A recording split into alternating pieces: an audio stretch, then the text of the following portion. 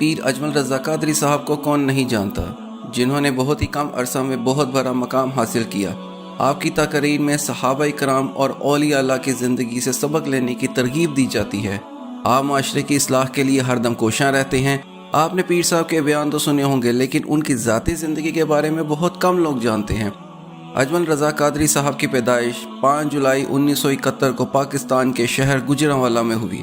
آپ اکثر والدین کی، اصحابہ کرام اور اہل بیت سے عقیدت و محبت کے واقعات بیان کرتے نظر آتے ہیں۔ پیر صاحب نے ابتدائی تعلیم علاقے کے مدرسہ سے حاصل کی۔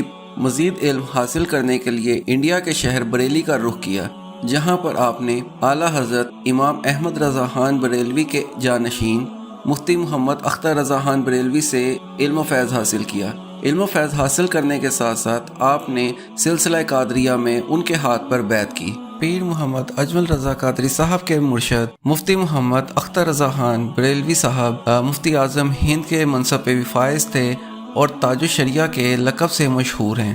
آپ اپنی تقاریر میں اکثر اپنے پیر و مرشد کی تعریف کیا کرتے ہیں۔ پیر اجمل رضا قادری صاحب اپنے مرشد کے ساتھ مدینہ کے سفر کی رودات سناتے ہوئے فرماتے ہیں کہ میں نے ایک سفر مدینہ کا اپنے پیر و مرشد کے ساتھ کیا۔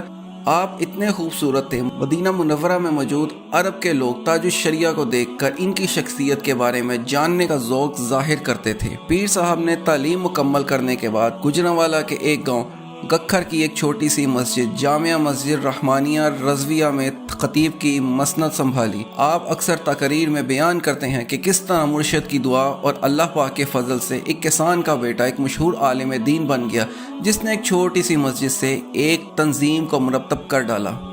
پیر صاحب نے تقریباً 1 دہائی پہلے مرکز اصلاح معاشرہ کی بنیاد رکھی، جس میں بچوں کو دینی تعلیم کے ساتھ دنیاوی تعلیم سے بھی روشناس کروایا جاتا ہے۔ پیر اجمل رضا قادری صاحب نے اب تک بہت ساری کتابیں لکھی۔ ان میں سے حیات صدر العلوم ایک ایسی کتاب ہے جس میں آپ نے محدث بریلوی شیخ محمد تحسین رضا خان صاحب کی حیات کو قلم بند کیا۔ یہ کتاب رضا اکیڈمی ممبئی سے شائع کی گئی اور بعد ازاں یہ کتاب بہت سی زبانوں میں ترجمہ کی جا چکی ہے۔ پیر صاحب ماضی میں ARY TV پر ایک پروگرام بھی کیا کرتے تھے جس کا نام راہ عمل تھا۔ پیر اجمل رضا قادری صاحب کے بیانات کا مظہر حب نبوی کے ساتھ اصحابہ اور اہل بیت سے عقیدت ہوتے ہیں۔